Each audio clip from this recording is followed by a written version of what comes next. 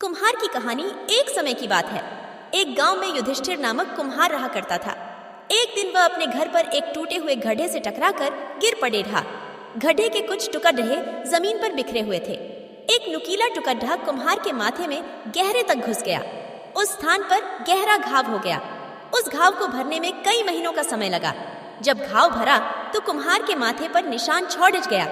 कुछ दिनों बाद कुम्हार के गांव में अकाल पड़ी रीच गया। खाने के लाले देख कुम्हार गांव छोड़ दूसरे राज्य चला गया। वहां जाकर वह राजा की सेना में भर्ती हो गया। एक दिन राजा की दृष्टि कुम्हार पडेढ़ी। उसके माथे पर चोट का बड़ढ़ा निशान देख राजा ने सोचा कि अवश्य कि यह कोई शूरवीर है। किसी युद्ध के दौरान शत्रु के प्रहार से माथे पर यह चोट लगी है। राजा ने कुम्हार को अपनी सेना में एक उच्च पद प्रदान कर दिया। यह देख राजा के मंत्री और सिपाही कुम्हार से जलने लगे, किंतु वे राजा के आदेश के समक्ष विवश थे, इसलिए इस विषय पर मौन धारण किए रहे। कुम्हार भी बड़ढ़े पद की लालसा में चुप रहा। कुछ माह बीते। अचानक एक दिन पड़ोसी राज्य ने उस राज्य पर आक्रमण कर दिया। राजा ने भी युद्ध का बिगुल बजा दिया। युद्ध की तैयारियां प्रारंभ हो गईं।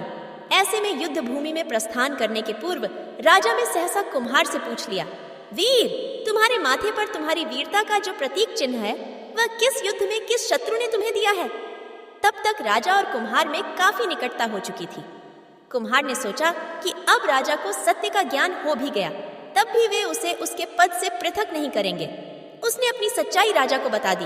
महाराज, यह घाव युद्ध में किसी हथियार के प्रहार से नहीं लगा है। मैंने तो एक कुम्हार हूँ। एक दिन मदिरा पान कर जब मैं घर आया तो टूटे हुए गड्ढे से टकराकर गिर पड़ा। उसी गड्ढे के एक नुकीले टुकड़े से हुए घाव का निशान मेरे माथे पर है। यह सुनना था कि राजा आग बबूला हो गया।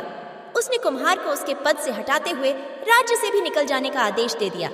कुम्हार याचना करता रहा कि वह पूरे पराक्रम से युद्ध लड़ेगा और अपने प्राण तक न्योछावर कर देगा, किंतु राजा ने उसकी एक न सुनी। राजा बोला, भले ही तुम कितने की पराक्रमी हो, किंतु जन्मे तो कुंभकार कुल में हो, न कि क्षत्रियों के।